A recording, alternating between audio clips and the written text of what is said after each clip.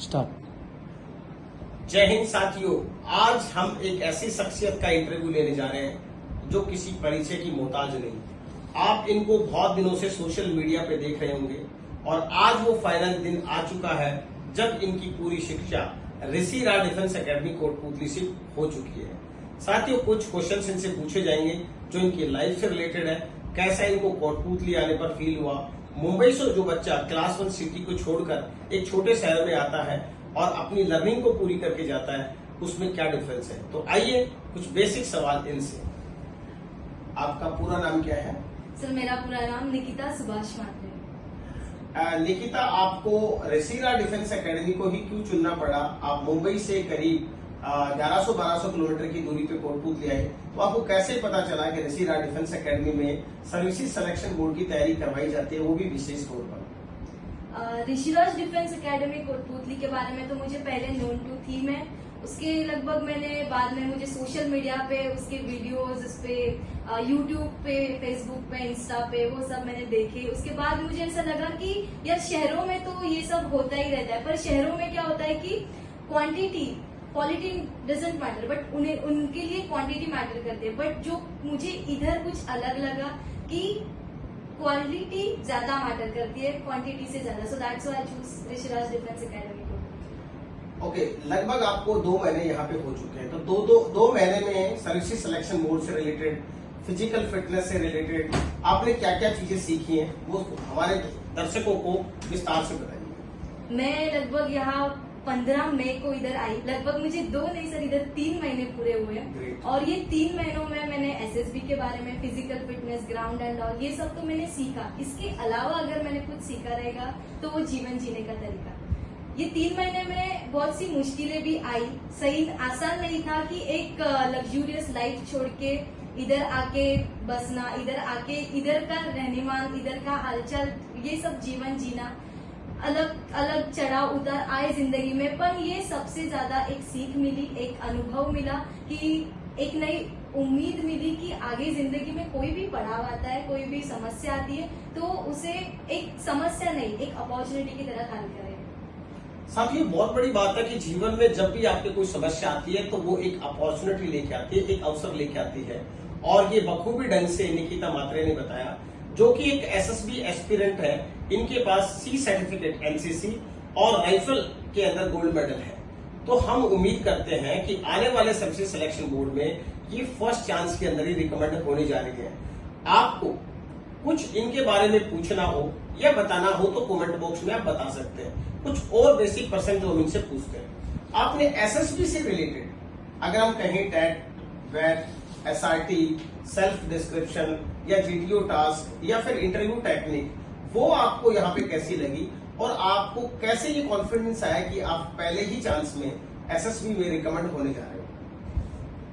सच बोलूं तो मुझे कॉन्फिडेंस इस बात पे आया कि इधर सब जो नेचुरल प्रोसेस रहती है, जैसे कि लेक्चरिंग, अभी लेक्चरर एक बंद कमरे में नहीं, ओपन ग्राउंडेड सबके सामने, जो नोन टू भी नहीं है उनके सामने बात करने, इसलिए ये डर मन से निकल गया कि सामने कोई भी हो, कितनी भी जनता हो, तो जो मन में है, जो दिमाग में है, वो वही कॉन्फिडेंस से बाहर आएगा जो मन में है।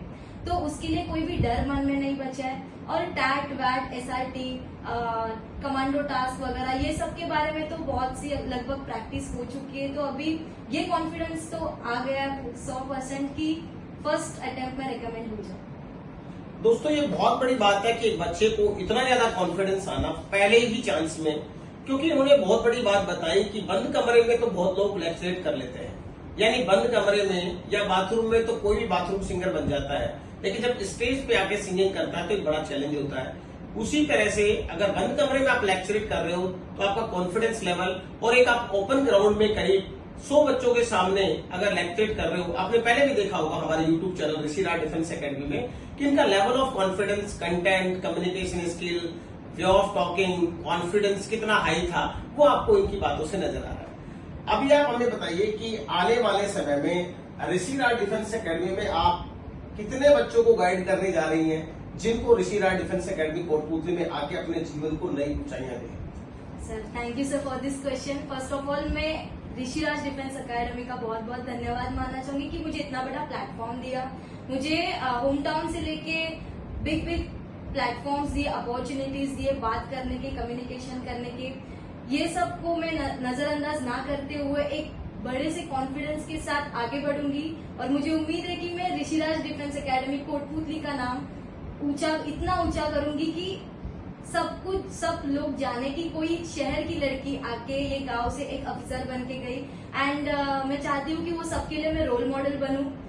मेरा आदर्श लेते हुए मैं जब यूनिफॉर्म में इधर आऊँ तो एक एक बच्चा मुझे देख के ऐसे बोले कि यार एक लड़की कर सकती है तो हम तो कुछ चीज नहीं है। प्यारे साथियों, बहुत बड़ी बात है कि मैं एक रोल मॉडल बन सकूं। आज एक रोल मॉडल बनना एक आसान काम नहीं है।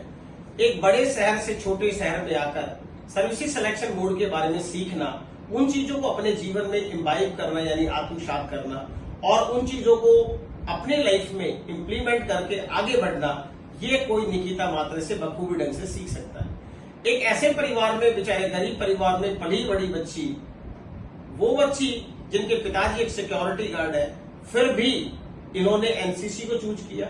एनसीसी के अंदर गोल्ड मेडल लिया राइफल के अंदर और सी सर्टिफिकेट ग्रेड ए लिया। और आज इनका बस एक ही सपना है कि मैं ओलिव ग्रीन वर्दी भारतीय सेना की पहनूं, मैं सेना में लेफ्टिनेंट बनूं और लेफ्टिनेंट बनने के बाद सबसे पहले हमारी एकेडमी ऋषिराज डिफेंस एकेडमी पहुंचूं ताकि आने वाले बच्चों के लिए मैं एक रोल मॉडल बन सकूं। निकिता, बहुत बहुत धन्यवाद आपका। आपने हमारे इस ऋषिराज डिफेंस एकेडमी परिवार के लिए इतने गोल्डन वर्ड्स का यूज किया और हम उम्मीद करते हैं कि आप पहले ही चांस में एनसीसी के थ्रू आप ऑफिसर बने। God bless you. Thank you so much. Thank you sir. जय हिंद। जय हिंद।